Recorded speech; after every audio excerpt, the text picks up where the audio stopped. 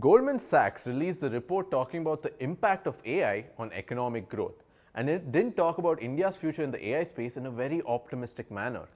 It stated that globally, two-thirds of occupations can be partially automated by AI, things like administration, legal, etc., professions with very little physical exposure. Jobs like construction or maintenance will be automated by AI only around 4 to 6%, where when it came to India, it stated that only a little about 10% of the jobs would be automated by AI. Did this surprise you? Because it surprised me for sure. Because when I turn on the news, this is all I've been seeing. CBSE is introducing AI into the curriculum of classes 6 and 8. The Supreme Court of India is using AI tools to translate oral proceedings. Another judge used ChatGPT to get views on a bail plea of someone accused of murder. Finance Minister Nirmala Sitharaman said at the Union Budget in 2019 that the government would offer skill-based training in AI, big data, robotics for 10 million Indian youths. The Ministry of Defence and DRDO have already set up AI centers for excellence at multiple facilities for research, development, and for the use of AI in the Indian Army. There is so much happening in India to get ahead in AI technology, both in the government and the private sectors. $1.7 billion worth of VC funding went into AI-based Indian startups in 2020, and in 2022, it jumped to a whopping $5.2 billion.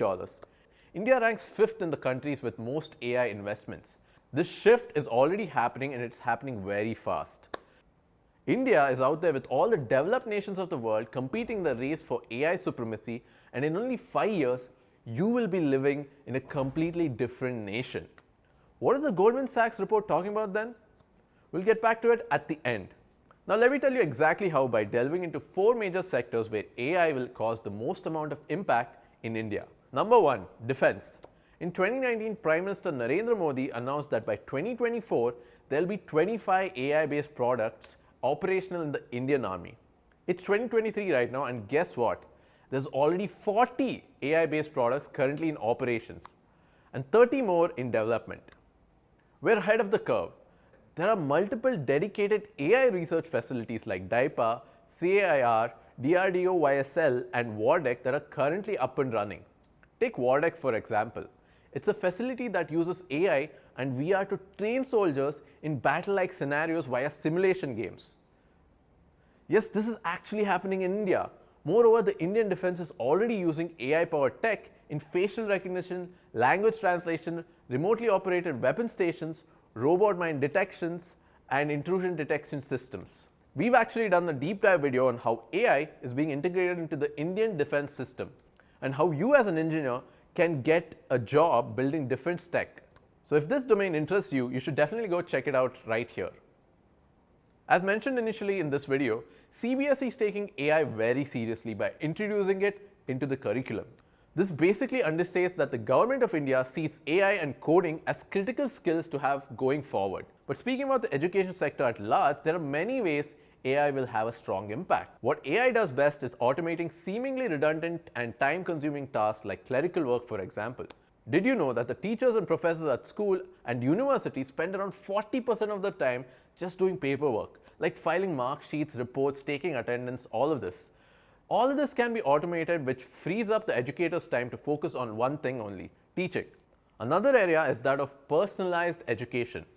An AI tool can track a student's learning process and alert well in advance if the student has some kind of learning disability like dyslexia and alert the teacher. The teacher can then make a personalized roadmap for such students with the help of AI tools and progress much faster. Think of AI as a medium in between the teacher and the student. In this case, the teacher has an AI assistant that enables them to do their job better. The pandemic has already enabled classrooms to go from physical to digital. And in digital learning, students access their materials via a learning management system or an LMS. According to Business Today, 47% of the LMS platforms are expected to be AI enabled, meaning better feedback, access to content for students, and better time management for teachers. The current traditional teaching methodology, which is one size fits all, will be disrupted, and every student will get a personalized education powered by AI according to their needs and pace. Now remember the Goldman Sachs report talking about how only 10% of the jobs in India will be automated by AI? One of the reasons why they put it across like this is because the report assumes that AI will not impact agricultural sectors in developing nations. What an assumption to make. India has around 45% of its workforce in agriculture. Despite the impact of the COVID pandemic in the last 2 years, the agriculture sector experienced 3.4% growth in 2021.